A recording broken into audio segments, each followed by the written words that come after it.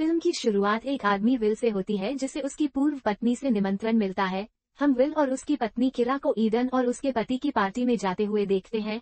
उन्हें यह अजीब लगता है क्योंकि उसकी पत्नी ने 2 साल से अधिक समय से उससे संपर्क नहीं किया है और अब उन्हें एक शानदार निमंत्रण कार्ड मिला है। अचानक रास्ते में वे एक कोयोट से टकरा जाते हैं। दंपति चौंक जाते हैं और कार से बाहर निकलकर देखते हैं। कोयोट बुरी तरह घायल है लेकिन अभी भी सांस ले रहा है। विल किरा से, जो हिल गई है, कार में वापस बैठने के लिए कहता है क्योंकि वह कोयोट के शरीर को कार के नीचे से खींचता है। फिर वो इसे सड़क के किनारे रख देता है और वे अपनी यात्रा फिर से शुरू करते हैं।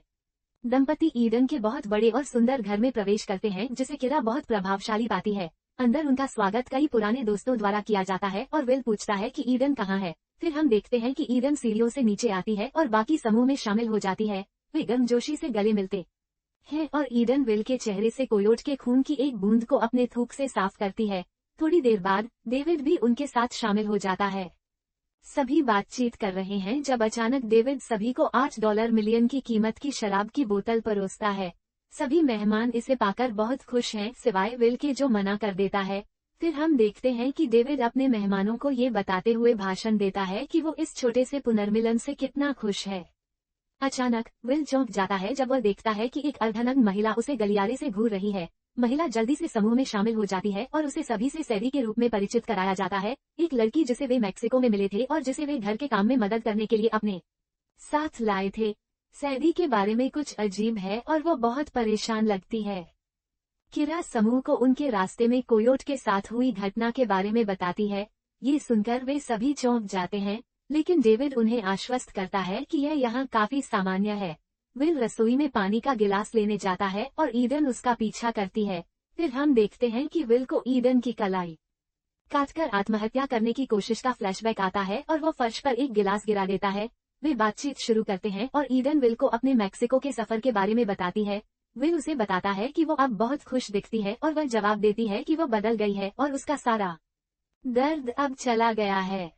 फिर हम देखते हैं कि बेन उनके साथ रसोई में शामिल होता है और ईडन के पिछले अस्थिर व्यवहार के बारे में मजाक करता है। अचानक वह बेन को थप्पड़ मारती है और वो और विल वहीं खड़े होकर चौंक जाते हैं। जब वह चली जाती है, बेन उसे बताता है कि ईडन और डेविड दोनों अजीब व्यवहार कर रहे हैं और वो नहीं जानता कि इसे कैसे समझे। फिर वे एक कार के आने की आवाज सुनते हैं और मानते हैं कि यह उनका एक दोस्त ट्रॉय है, जो हमेशा देर से आता है, लेकिन यह एक अज्ञात आदमी निकलता है। डेविड उसे अंदर लाता है और उसे उनके दोस्त प्रूइट के रूप में परिचित कराता है। सैडी उसे देखकर खुश होती है, लेकिन एक बार फिर माहौल अजीब लगने लगता है। फिर हम देखते हैं कि डेविड मुख्य दरवाजा बंद कर देता है, जो विल को बहुत अजीब लगता है। जब वो डेविड से इसके बारे में पूछता है तो वो उसे बताता है कि यह सुरक्षा कारणों से है, लेकिन वो आश्वस्त नहीं होता। फिर डेविड चाबी को ताले में वापस रखता है और व्यंग्यात्मक रूप से विल से पूछता है कि क्या अब वो ठीक है। ईडन जल्दी से विषय बदल देती है और विल से पिछवाड़े में कुछ लकड़ी लाने के लिए कहती है। बाहर वह देखता है कि ईडन अपने कमरे की खिड़की से अजीब व्यवहार कर रही है। वह देखता है कि वह अपने बिस्तर की साइड टेबल में कुछ छिपा रही है। वो जल्दी से अंदर जाता है और ईडन के कमरे में देखने के लिए जाता है। जब वह दराज खोलता है तो उसे गोलियों की एक बोतल मिलती है। वो एक निकालता है और कमरे से बाहर चला जाता है। फिर विल को एक और फ्लैशबैक आता है। वो टाई की छवियां देखता है, जो उसका बेटा निकलता है जो उसने ईडन के साथ था। फिर वह वापस लिविंग रूम में जाता है जहाँ वह समूह में शामिल होता है। डेविड एक अनुष्ठान के बारे में बात करता है जिसमें वे मैक्सिको में शामिल थे और जब समूह रुचि दिखाता है तो उन्हें कहानियां सुनाता है। फिर डेविड उन्हें एक वीडियो दिखाता है जो एक समूह का है जिसे इनविटेशन कहा जाता है, जो प्रियजनों को खोने के आघात से निपटता है। समूह तब चौंक जाता है जब वे एक बीमार महिला को उसके बिस्तर पर लोगों के समूह से घिरे हुए देखते हैं। एक आदमी महिला से पूछता है कि वह कैसा महसूस कर रही है और वह कहती है कि उसे प्यार महसूस हो रहा है और वह खुश है कि वह जल्द ही अपने पति से मिलेगी। फिर उसे मरते हुए देखा जाता है और आदमी उसके आसपास के अन्य लोगों से कहता है कि वे न रोएं क्योंकि कोई अंधेरा नहीं है, बस एक पुनर्मिलन है। वह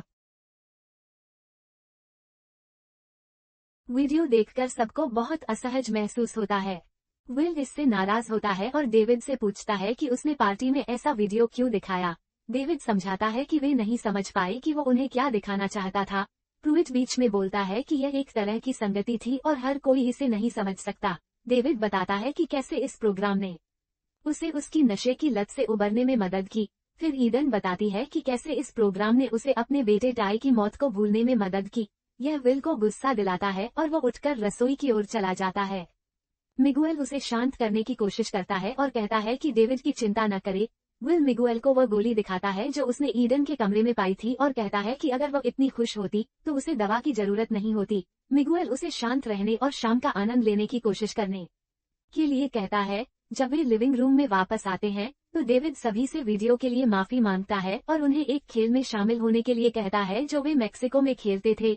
वह बताता है कि यह कॉलेज में खेले गए खेल आई नेवर जैसा है जिसे वे सभी याद करते हैं। वह बताता है कि जो खेल वे अब खेल रहे हैं उसे आई ओ वोंट कहते हैं और हर किसी की बारी आती है। सैडी पहले जाने के लिए तैयार होती है और कहती है कि वह सभी से प्यार करती है, भले ही वे कुछ घंटे पहले ही मिले हों। वह कहती है कि वह जीना को चूमना चाहती है और उसके पास जाकर उसे चूम लेती है। अगली बारी जीना की होती है और वह मजाक में डेविड से उसकी ड्रग्स की स्टैश मांगती है। आश्चर्यजनक रूप से उसने घोस्ट को इसे लाने के लिए बुलाया है। फिर हम देखते हैं कि प्रूइट समझा रहा है कि वो अपनी पत्नी से कितना प्यार करता था और कैसे उसने नशे में उसे गलती से मार डाला। यह निमंत्रण संघ था जिसने उसे इससे उबरने में मदद की और उसे बचाया। ये सुनकर समूह बहुत असहज महसूस करने लगता है और क्लेयर उठकर कहती है कि वह जाना चाहती है। जब डेविड उसे रुकने के लिए मनाने की कोशिश करता है तो विल उससे कहता है कि उसे जाने दे। प्रूइट उसके पीछे बाहर जाता है क्योंकि वो अपनी कार हटाना चाहता है जो उसे रोक रही है। बाद में समूह ऊपर खाने के लिए जाता है जबकि सभी खा रहे होते हैं और अच्छा समय बिता रहे होते हैं। विल को फिर से अपने बेटे के साथ बारबेक्यू की यादें आती हैं और अचानक चिल्ला उठता है। वो किरा को कॉल करने की कोशिश करता है लेकिन उसे लगता है कि उसके चारों ओर सब कुछ रुक गया है। वो अपना सिर साफ करने की कोशिश करता है और घर के अंदर टहलने जाता है। अचानक वो बाथरूम में सैडी को आईने में विक्षिप्त चेहरे बनाते हुए देखता है। जैसे ही वो पूल की ओर जाता है सैडी उसका पीछा करती है और बाहर वो उस पर हाथ डालने की कोशिश करती है लेकिन वो उसकी कोशिशों को ठुकरा देता है। फिर हम देखते हैं कि विल बालकनी पर जाता है जहां उसे फोन सिग्नल मिलता है। उसे चोरी का पहले छोड़ा गया संदेश मिलता है जिसमें कहा गया है कि वह पहले ही ईडन पहुंच चुका है लेकिन किसी ने उसे नहीं देखा। वह सोचता है कि कुछ असामान्य हो रहा है और पार्टी में वापस जाता है और एक दृश्य बनाता है। वो ईडन से पूछता है कि क्या हो रहा है और चोई कहाँ है। समूह के बाकी लोग उसे शांत करने की कोशिश करते हैं लेकिन विल नहीं मानता। वह कहता है कि कुछ हो रहा है और वह जानना चाहता है कि चोई कहाँ है। स्थिति हाथ से निकल जाती है और किरा उसे बताती है कि उन्हें जाना चाहिए। जैसे ही वे जाने के लिए उठते हैं वे एक डोरबेल सुनते हैं और उसकी आश्चर्य की बात है चोई आता है और बताता है कि उसे थोड़ी देर के लिए ऑफिस वापस जाना पड़ा। यह महसूस करते हुए कि उसने गलती की है विल रोने लगता है और पार्टी को खराब करने के लिए सभी से माफी मांगता है। बाद में विल अपना चेहरा धोने जाता है लेकिन अपने मृत बेटे की यादों में खोया रहता है। यादें उसकी आंखों के सामने एक फिल्म बन जाती हैं। वह बाहर बैठने जाता है जहां किरा उसके पास आती है और उसे सांत्वना देने की कोशिश करती है। वो उसे बताता है कि वो अपने बेटे की मौत से आगे नहीं बढ़ पा रहा है और खुद को उसकी मौत के लिए दोषी मानता है। वो उसे बताती है कि वो इसके बारे में कुछ नहीं कर सकता था और उसे इसे छोड़ने की कोशिश करनी चाहिए। अगली बार हम देखते हैं कि विल टाई के कमरे में जाता है जहां वो अपने बेटे के खिलौने फर्श पर बिखरे हुए देखता है। वह अपने बेटे को बिस्तर पर सोते हुए देखता है। वो उसके बगल में लेट जाता है और मुस्कुराता है। थोड़ी देर बाद वो कमरे के कोने में जाता है और रोने लगता है। अचानक वो खिड़की से डेविड को अजीब तरह से व्यवहार करते हुए देखता है। वो एक लाल लालटेन जलाता है और ऐसा लगता है कि वो दूर कुछ खोज रहा है। अंदर विल डेविड का लैपटॉप पाता है और उसे देखने का फैसला करता है। वो वीडियो देखना जारी रखता है। निमंत्रण संघ और एक आदमी को देखता है जो बात कर रहा है कि कैसे आज रात हमारा विश्वास वास्तविक हो जाएगा। विल को ये सब अजीब लगता है और वह बहुत चिंतित है। वह सोचता है कि इस वीडियो का आज रात की पार्टी से कुछ लेना देना है। वो लिविंग रूम में जाता है और उसे एक छोटा गिलास वाइन दिया जाता है। जैसे ही सब लोग इसे पीने वाले होते हैं विल अचानक खड़ा हो जाता है और सबको गिलास से न पीने के लिए चिल्लाता है। गिना के लिए बहुत देर हो चुकी है क्योंकि उसने पहले ही कुछ पी लिया है। अचानक सैडी चिल्लाती है कि उसने सब कुछ बर्बाद कर दिया है और उस पर हमला करती है। वे संघर्ष में उलझ जाते हैं और वो उसे धक्का देने में सफल होता है। वो मेज पर गिरती है, सिर पर चोट लगती है और बेहोश हो जाती है। सभी लोग सदमे में हैं और नहीं जानते कि क्या हो रहा है। जैसे ही वे सैडी की मदद के लिए दौड़ते हैं वे चारों ओर देखते हैं और अपनी डरावनी में देखते हैं कि गिना मेज पर बेहोश पड़ी है, मुंह से झाग निकल रहा है। वे 911 को कॉल करने की कोशिश करते हैं लेकिन घर में कोई नेटवर्क नहीं है। जैसे ही वे गिना को पुनर्जीवित करने की कोशिश करते हैं डेविड आता है और पीछे से मिगुएल को गोली मार देता है। सभी लोग घबरा जाते हैं और प्रूइट स्थिति को शांत करने की कोशिश करता है।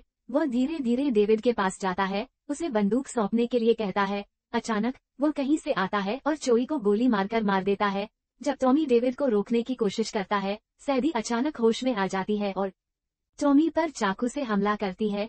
फिर हम देखते हैं कि विल, किरा और बेन भागने की कोशिश कर रहे हैं, घर से बाहर निकलने की कोशिश कर रहे हैं। दुर्भाग्य से उनके लिए सभी दरवाजे बंद कर दिए गए हैं। अगली बार हम देखते हैं कि एक पागल सैडी विल के पीछे दौड़ रही है, उस पर हमला कर रही है, उसे काटने की कोशिश कर रही है।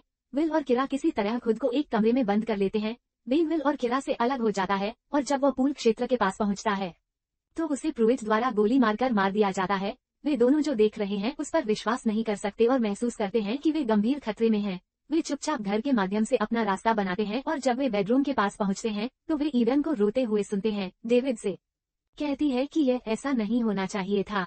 डेविड उसे बताता है कि उन्हें किसी भी तरह से अनुष्ठान पूरा करने के लिए विल और किरा का ख्याल रखना होगा।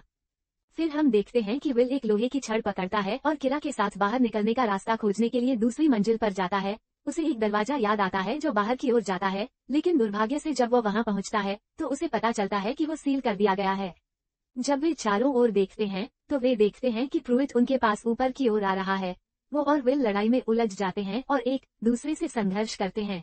जब प्रूइट फर्श पर गिरता है, किरा एक वस्तु उठाती है और प्रूइट के सिर पर मारती है, उसे खत्म कर देती है।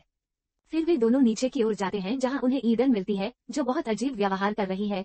वो अनियंत्रित रूप से कांप रही है और उसके हाथ में एक बंदूक है। वो अचानक विल को गोली मार देती है और फिर बंदूक अपने पेट की ओर इशारा करती है। वो ट्रिगर दबाती है और फर्श पर गिर जाती है, जबकि किरा डर के मारे देखती रहती है। अगली बार हम देखते हैं कि डेविड घर के चारों ओर चाकू के साथ घूम रहा है। टॉमी छिप जाता है और जब उसे मौका मिलता है तो वह जल्दी से उसे पीछे से पकड़ लेता है और वे सीढ़ियों से गिर जाते हैं और लड़ाई में उलझ जाते हैं। टॉमी को ऊपरी हाथ मिल जाता है और वह डेविड के पेट में चाकू मारकर उसे खत्म कर देता है। फिर हम देखते हैं कि विल ईडन के पास जा रहा है जो फर्श पर खून बहा रही है। वो विल को स्वीकार करती है कि उनके बेटे की मौत के बाद से वह कभी भी वैसी नहीं रही। वो उसे बताती है कि वो उसे हर समय याद करती है और दुख से भरी हुई है। हम देखते हैं कि ईडन अपनी आखिरी सांस लेती है और वो विल की बाहों में मर जाती है, जो बेकाबू होकर रोता है। अंतिम दृश्य में हम देखते हैं कि विल, किरा और टॉमी बाहर की ओर जाते हैं जहां वे देखते हैं कि लाल लालटेन जल रहा है जिसे डेविड ने बाहर रखा था। जब वे चारों ओर देखते हैं तो वे ये देखकर भयभीत हो जाते हैं कि उनके शहर में हर जगह लाल लालटेन है। तभी उन्हें एहसास होता है कि निमंत्रण संघ ने उस रात एक ही समय पर सैकड़ों लोगों की मौत की योजना बनाई थी और फिल्म वहीं समाप्त होती है।